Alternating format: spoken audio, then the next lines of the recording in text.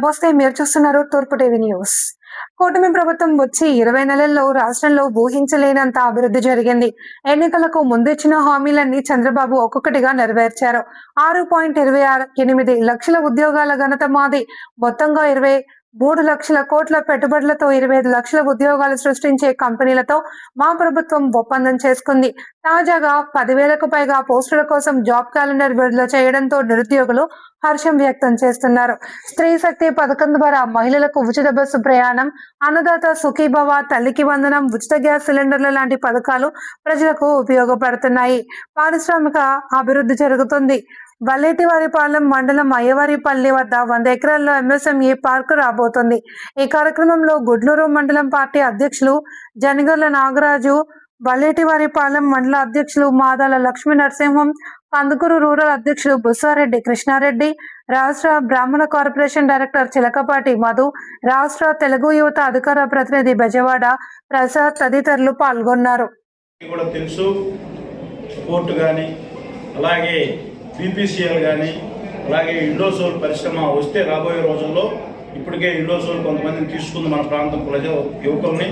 రాబోయే రోజుల్లో అంటే మ్యానుఫ్యాక్చరింగ్ స్టార్ట్ అయ్యేటప్పుడు కొన్ని వేల మందికి ఉపాధి అవకాశాలు కూడా కల్పించే పరిస్థితి మీరు అందరూ కూడా చూశారు. గత ప్రభుత్వంలో ఈ రాష్ట్రానికి ఎవరైనా పెట్టుబడులు పెట్టాలంటే భయపడిపోయే పరిస్థితి, ఈ రాష్ట్రంలో ఏదైనా ఒక ఐటీ కంపెనీ రావాలంటే భయపడిపోయే పరిస్థితి. ఈరోజు 20 లక్షల కోట్ల రూపాయలు ఈ రాష్ట్రానికి పెట్టుబడులు పెడతా ఉన్నారంటే ఈ రాష్ట్ర ప్రభుత్వం, కూటమి ప్రభుత్వం, మన ముఖ్యమంత్రి చంద్రబాబు నాయుడు గారు కానీ, అలాగే ఉప ముఖ్యమంత్రి పవన్ కళ్యాణ్ గారు కానీ, ఐటీ శాఖ మంత్రులు లోకేష్ బాబు గారు ఈ రాష్ట్రానికి పరిశ్రమలు ఏ విధంగా తీసుకొస్తా ఉన్నారో మనందరం కూడా ఒకసారి, దేశంలో ఏ రాష్ట్రంలో లేని పెట్టుబడులు ఈ రాష్ట్రానికి వస్తున్నాయంటే ఈ రాష్ట్ర ముఖ్యమంత్రి గారి పట్ల వాళ్ళకున్న ఒక మంచి ఆలోచనతోనే ఈ రాష్ట్రానికి పెట్టుబడులు వస్తున్నాయని చెప్పి మీరందరం కూడా చెప్పాల్సిన అవసరం, మనందరం కూడా తెలుసుకోవాల్సిన అవసరం ఉంది. ఈ రాష్ట్రంలో గత ప్రభుత్వంలో ఆర్థిక వ్యవస్థ ఏ విధంగా నాశనం అయిపోయిందో మనందరం కూడా తెలుసు. కనీసం జీతాలు కూడా ఫస్ట్ తారీఖు ఇవ్వలేని పరిస్థితి గత ప్రభుత్వంలో. ఈరోజు ఎంప్లాయీస్ కానీ, ఈరోజు యువకులు కానీ, ఈ రాష్ట్రంలో వ్యాపారస్తులు కానీ ప్రశాంతంగా నిద్రపోతా ఉన్నారంటే ఈ రాష్ట్ర ముఖ్యమంత్రి చంద్రబాబు నాయుడు గారి ఆయన ఎక్స్పీరియన్స్నే మనందరం కూడా గుర్తుపెట్టుకోవాల్సిన అవసరం ఎంతైనా ఉందని చెప్పి ఈ సందర్భంగా తెలియజేసుకుంటూ, అదేవిధంగా ఈ నియోజకవర్గంలో కూడా మీరందరూ కూడా చూస్తూ ఉన్నారు ఎటువంటి డెవలప్మెంట్లు అవుతా ఉన్నాయో.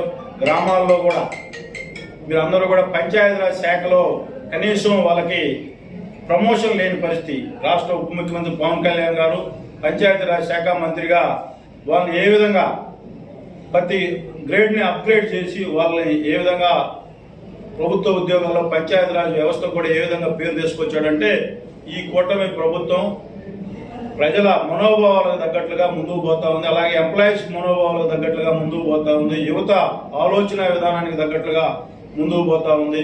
మీరందరూ కూడా గమనించాల్సిన అవసరం. కూటమి ప్రభుత్వం అధికారంలోకి వచ్చిన రోజు ఈరోజు ఒక నిన్ననే దివ్యాంగ శక్తి అని చెప్పి ప్రభుత్వం అధికారంలోకి వస్తే గత ప్రభుత్వంలో యూనిఫామ్ గా 3,000 రూపాయలు పెన్షన్ ఇచ్చేవాళ్ళు. ఈ రోజు వికలాంగులకి 6,000 రూపాయలు, పర్మనెంట్ డిజాబిలిటీ ఉంటే మంచానికే పరిమితం అయితే 15,000 రూపాయలు ఇస్తా ఉన్నారంటే ప్రతి కుటుంబంలో ఎవరైతే ఈ రోజు దివ్యాంగులు ఉన్నారో చంద్రబాబు నాయుడు గారిని దేవుళ్లాగా పూజించుకునే పరిస్థితి ఉందంటే ఈ రోజు దివ్యాంగ శక్తి కార్యక్రమం ఆర్టీసీ బస్సులో కూడా ఫ్రీ బస్సు. నిన్న వాళ్ళ ముఖాల్లో సంతోషం చూస్తూ ఉంటే కూటమి ప్రభుత్వం ప్రతి మన గ్రౌండ్లో ప్రతి ఒక్కరికి ఏదో ఒక విధంగా ఉపయోగపడతా ఉంది. ఈరోజు శ్రీశక్తి కానీ, అలాగే అన్నదాత సుఖీభవ కానీ, తల్లికి వందనం కానీ, అలాగే ఈరోజు శ్రీశక్తి మన ఆర్టీసీ బస్సులో మన ఎస్పీ గారే సీఎం గారికి రివ్యూలో చెప్తా ఉంటే యాక్సిడెంట్ పర్సంటేజ్ కూడా బ్రహ్మాండంగా తగ్గిపోయి ప్రయాణికులు మంచి సౌకర్యమైన ప్రయాణాలు చేస్తూ ఉన్నారు. ఈరోజు మన ఈ కూటమి ప్రభుత్వం సీఎంఆర్ఎఫ్ కూడా మీరందరూ కూడా గమనించాలి.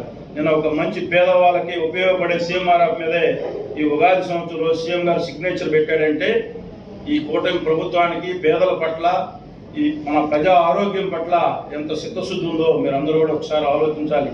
అదేవిధంగా ఈ ఎడ్యుకేషన్ సిస్టంలో కూడా ఈ మధ్యాహ్న భోజన పథకంలో కూడా ఒక్క చిన్న కంప్లైంట్ వచ్చినా కూడా లోకేష్ బాబు గారే డైరెక్ట్ గా స్కూల్కి వెళ్తా ఉన్నాడంటే మధ్యాహ్నం సన్నబియ్యం పెడతా ఉన్నారు. వాళ్ళకి సరిగా అందుతున్నాయా లేదని చెప్పి ఎమ్మెల్యేలు అందరూ కూడా ప్రతి వారంలో ఒకసారి కంపల్సరిగా స్కూల్ విజిట్ చేయాలి.